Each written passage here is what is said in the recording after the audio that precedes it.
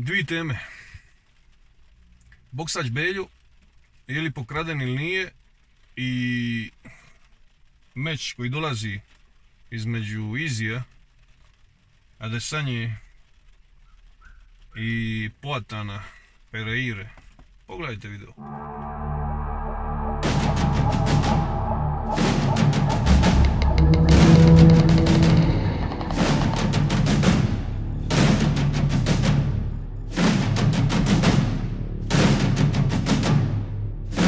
Kiša pada, milina je. Beljo, pa gledaj, čovjek je bio uzdrman. Bio uzdrman onim livim krošeom, dobro je zaplesao, onda je kasnije opet pogodio, ja mislim, desnim krošeom, opet ga je uzdrma.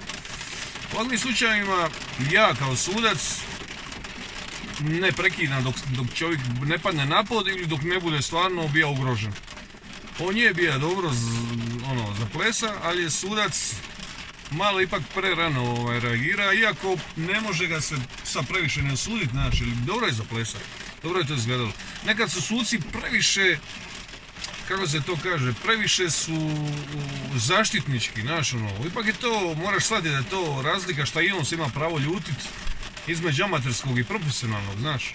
Je uzdrman, ali to je profesionalni boks, ne možeš tako brzo prekinuti meč, znaš, možeš mu brojati, ali prekinuti meč onako brzo, Znači po meni je pokraden, nije mu da šansu nikakvu da se rekupera, izbroji mu brate 8 i pusti ga da proba ponovo i tako se radi ako već želiš prekidati akciju. A ako ne prekidaš, pusti da padne čovjek da bude nokautiran. Tako da je ruski sudac, dobro u Rusiji je to poznato, ajde.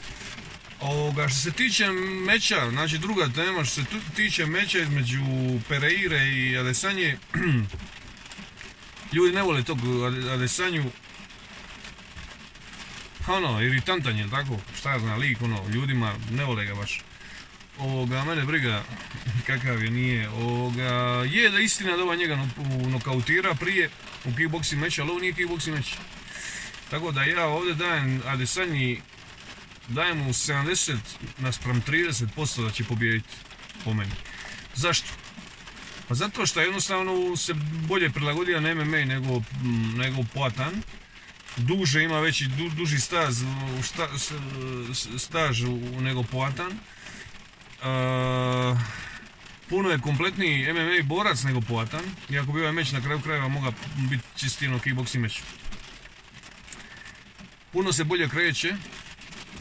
Tako da Poatan ako njega pobjedi, to će biti čisto zato što udara ko maljen. Udara ko maljen, ima taj udarac bomba.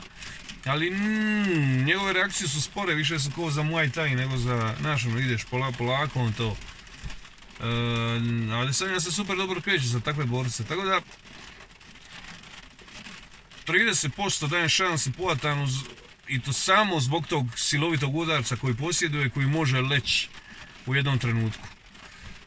Bili volija da pobjedi Poatan bi, hoću li navijati za njega, neću. Tako da me boli Blavor koji će pobjediti zapravo, ali bilo bi mrvicu draže da pobjedi Poatan, jer da se malo promijeni taj cilj. Ali čisto sumnja. Eto ga ljudi moji. Ostavite slobodno komentare, čujemo se.